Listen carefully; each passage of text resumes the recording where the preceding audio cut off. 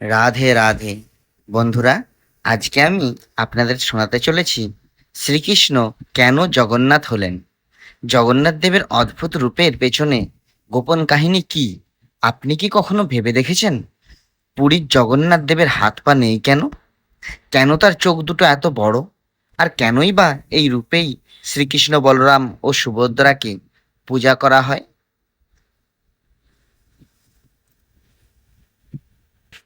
চলুন তাহলে শুরু করা যাক।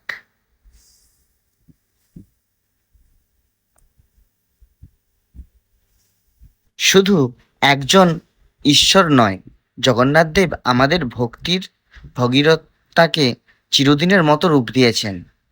আর এই রূপের পেছনে রয়েছে এক বিস্ময়কর কাহিনী, যা শুরু হয় দ্বারকার শেষ দিন থেকে। আজ আমরা জানব কিভাবে শ্রীকৃষ্ণ হয়ে উঠলেন জগন্নাথ, এক অলৌকিক, অসম্পূর্ণ অথচ পরিপূর্ণ ঈশ্বর রূপে জগন্নাথ জন্মগাথা। কৃষ্ণের মৃত্যু ও শরীরের অন্তর্ধান। মহাভারতের যুদ্ধ শেষে দ্বারকার রাজ্য কিছুদিন স্থির থাকলেও শেষ সময়টি ছিল অত্যন্ত বিষণ্ণ। ঋষিদের অভিশাপে যাদব বংশের ধ্বংস অনিবার্য হয়ে দাঁড়ায়। এই সময়ে এক গোপন জায়গায় শ্রীকৃষ্ণ তপস্যা করেছিলেন। ঠিক তখন এক শিকারী জড়া তাকে হরিণ ভেবে তীর ছুঁড়ে বসে। তার পাকে ভাবে হরিণের কান, তার উপর নিক্ষিপ্ত হয় মৃত্যুবাণ। শ্রীকৃষ্ণ সেই সময় নিজের মৃত্যু মেনে নেন। তার দেহ মর্তে পড়ে থাকেন, কিন্তু সেই দেহ সাধারণ দেহ ছিল না। এটি ছিল দিব্য দেহ, যা আগুনেও পুড়ত না, জলে গলত না। শোনা যায় তার হৃদয় অংশটি অক্ষত থাকে। এটি ভেসে ভেসে পৌঁছে যায় সমুদ্র তটে। এরপরে রাজা ইন্দ্রদ্যুম্নের স্বপ্ন।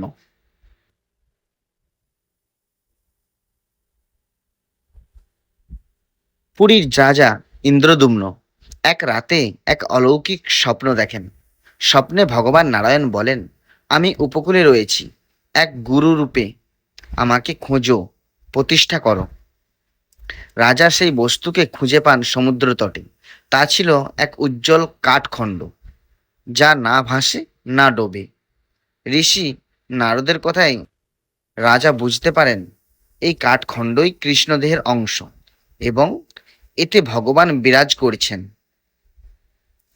রাজা সিদ্ধান্ত নেন এই কাঠ দিয়েই দেবমূর্তি গঠন হবে। বিশ্বকর্মাকে আহ্বান করা হয়।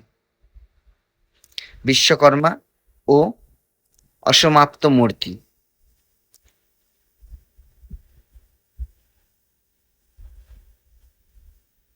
বিশ্বকর্মা বলেন, আমি মূর্তি নির্মাণ করব, তবে একটি শর্তে।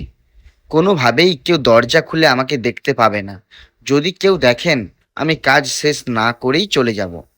রাজা রাজি হন, কিন্তু অনেক দিন কেটে যায়। কোনো শব্দ নেই, কোনো সাড়া নেই। রানী গন্ধর্বী কল্পনা করতে থাকেন যে বিশ্বকর্মা হয়তো মারা গেছেন। অবশেষে রাজা দরজা খুলে ফেলেন। দরজা খুলতেই দেখা যায় মূর্তিগুলো তৈরি হয়নি সম্পূর্ণভাবে। তাদের হাত নেই, পা নেই, দেহ অসম্পূর্ণ, কিন্তু চোখ দুটো এতটাই বড় যেন সে চোখে গোটা বিশ্বকে ধরে রাখা যায়। এই ছিল শ্রীকৃষ্ণ, বলরাম ও সুভদ্রার নতুন রূপ, জগন্নাথ, বলভদ্র ও সুভদ্রা। বিশ্বকর্মা রুষ্ট হয়ে অন্তর্ধান হন। জগন্নাথ রূপের আধ্যাত্মিক তাৎপর্য। প্রথমে রাজা দুঃখ পান, অপূর্ণ মূর্তি, এটি কিভাবে পূজিত হবে? তখন নারদ বলেন, এই রূপই ঈশ্বরের ইচ্ছা।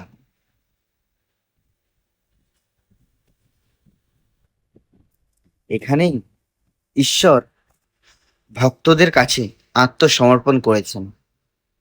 নিজের সমস্ত অহংকার ত্যাগ করে তার বড় বড় চোখ বোঝায় তিনি সব সময় আমাদের দিকে চেয়ে আছেন।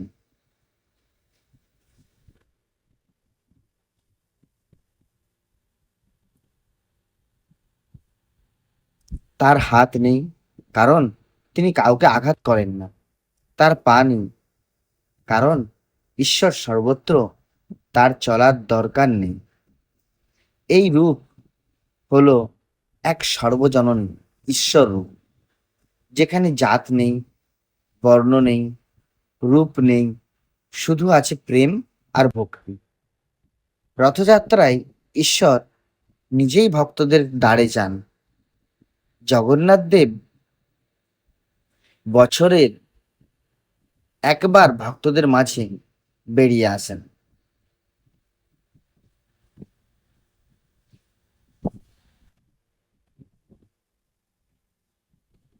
রথে চড়ে এই রথযাত্রা কেবল উৎসব নয়, এক বিশাল আধ্যাত্মিক বার্তা। ভক্ত যদি না আসে, তবে ঈশ্বর নিজেই চলেন ভক্তের ঘরে। পুরাণ বলে এই সময় 3 ভাই বোন একত্রে বেড়াতে যান মাতুলালয়। মাতুলালয় মানে এখানে মামা ঘরের কথা বলা হয়েছে। তাই রথে চড়েন জগন্নাথ, বলরাম ও সুভদ্রা। মন্দিরে প্রতি 12 বছরে একবার জগন্নাথ দেবের কাঠের দেহ পাল্টানো হয়, যাকে বলে নবকলেবর। কিন্তু হৃদয়, শোনা যায় সেই মূল হৃদয়খণ্ড আজও রয়ে গেছে, যা ছিল শ্রীকৃষ্ণের অন্তিম সময়ের সারণক। কেউ কখনো সেটি দেখে না, কেউ জানেও না তার রূপ কেমন। শুধু বলা হয়, যদি কেউ সেটা দেখে, সে জীবিত থাকে না। এতটাই গোপন,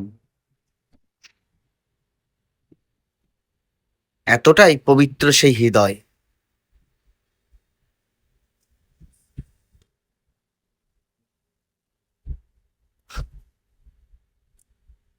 জগন্নাথ দেব শুধু এক মূর্তি নন, তিনি এক দর্শন, এক অপূর্ণ রূপ, যার মধ্যে লুকিয়ে আছে আমি সব জানি, সব দেখি, এবং আমি সব সময় তোমার সঙ্গে আছি। আজ এই পর্যন্তই। ভিডিওটি ভালো লাগলে অবশ্যই লাইক, শেয়ার অ্যান্ড সাবস্ক্রাইব করতে ভুলবেন না। আর আপনাদের এই ভিডিওটা কেমন লাগলো সেটা অবশ্যই কমেন্টে জানাবেন।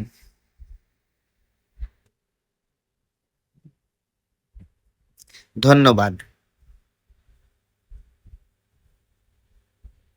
এই ভিডিওতে যদি আমার কোনো ভুল থাকে, আপনারা ক্ষমা করে দেবেন। আমি চেষ্টা করব এরপরে ভিডিওতে আরো ভালোভাবে আপনাদের কাছে এই কথাগুলো নিয়ে আসা।